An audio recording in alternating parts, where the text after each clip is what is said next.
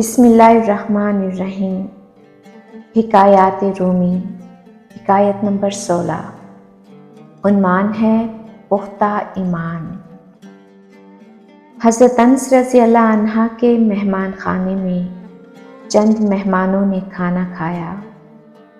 کھانا کھا چکنے کے بعد حضرت انس رضی اللہ عنہ نے دیکھا کہ دسترخوان شورے وغیرہ کے لگ جانے سے زرد فام ہو گیا ہے۔ آپ رضی اللہ عنہ نے خادمہ کو بلایا اور اسے دسترخوان دے کر فرمایا کہ اس کو جلتے ہوئے تندور میں ڈال دو۔ خادمہ نے حسب حکم ایسا ہی کیا۔ جملہ مہمانوں کو حیرت ہوئی اور دسترخوان کے جلنے اور اس سے دھواں اٹھنے کا انتظار کرنے لگے، لیکن وہ یہ دیکھ کر حیران رہ گئے کہ آگ نے دسترخوان کو چھوا تک نہیں۔ خادمہ نے اسے صحیح سلامت تندور سے نکالا۔ اس وقت وہ نہایت سفید اور صاف ہو چکا تھا اور یوں معلوم ہوتا تھا کہ کسی نے دھو کر اس کی ساری میل نکال دی ہے۔ دوست احباب نے جب یہ ماجرا دیکھا تو حضرت انس رضی اللہ عنہ سے پوچھا، اے صاحب رسول اللہ صلی اللہ علیہ وآلہ وسلم، یہ کیا وجہ ہے کہ دسترخوان آگ سے محفوظ رہا اور پھر صاف بھی ہو گیا؟ حضرت انس رضی اللہ عنہ نے فرمایا، اس کا سبب یہ ہے کہ حضور پر نور صلی اللہ علیہ وآلہ وسلم نے اس دسترخوان سے بارہا اپنے دست مبارک اور لب مبارک کو صاف کیا تھا، اس لیے اسے آگ نہیں جلا سکی۔ مولانا روم رحمۃ اللہ علیہ فرماتے ہیں، اے دل، اگر تجھے آتش دوزخ سے نجات پانے کی فکر ہے تو رسول اللہ صلی اللہ علیہ وآلہ وسلم کا قرب حاصل کر۔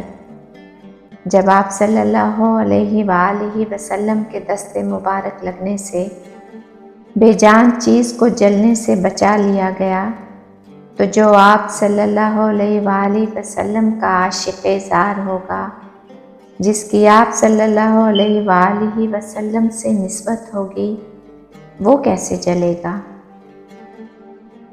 پھر مہمانوں نے خادمہ سے پوچھا کہ تو نے بلا تعامل حضرت انس رضی اللہ عنہ کے کہنے پر بغیر سوچے سمجھے دسترخوان کو آگ میں ڈال دیا، کیا تو ڈری نہیں کہ اتنا قیمتی دسترخوان جل جائے گا؟ اس نے جواب دیا، میں حکم کی غلام ہوں اور مجھے یہ یقین ہے کہ آپ رضی اللہ عنہ جو حکم فرمائیں گے وہ نقصان رساں نہ ہوگا۔ مولانا روم رحمۃ اللہ علیہ نصیحت فرماتے ہیں کہ جو شخص جس کا دل جہنم کی آگ اور عذاب سے خوف زدہ ہو، اس کو چاہیے کہ ایسے مبارک ہاتھوں اور لبوں کے قریب ہو جائے جن کا طریقہ اتباع سنت ہو۔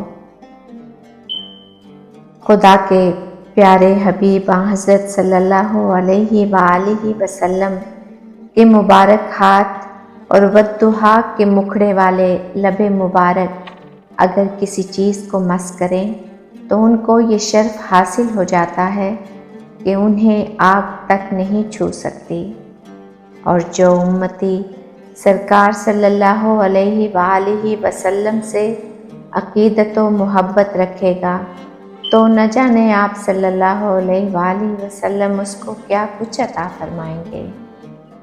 اے عزیزم، صدق اور ایمان کی پختگی میں عورت سے کم نہ ہو، مردان خدا کا دامن پکڑ جن کی لمس سے کندن بن جاؤ گے۔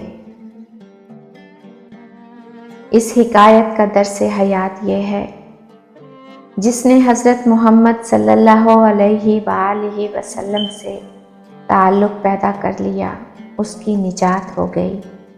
یاد رکھو، آپ صلی اللہ علیہ وآلہ وسلم سے نسبت صرف اس صورت میں ہو سکتی ہے جب آپ صلی اللہ علیہ وآلہ وسلم کی کامل اطاعت کی جائے۔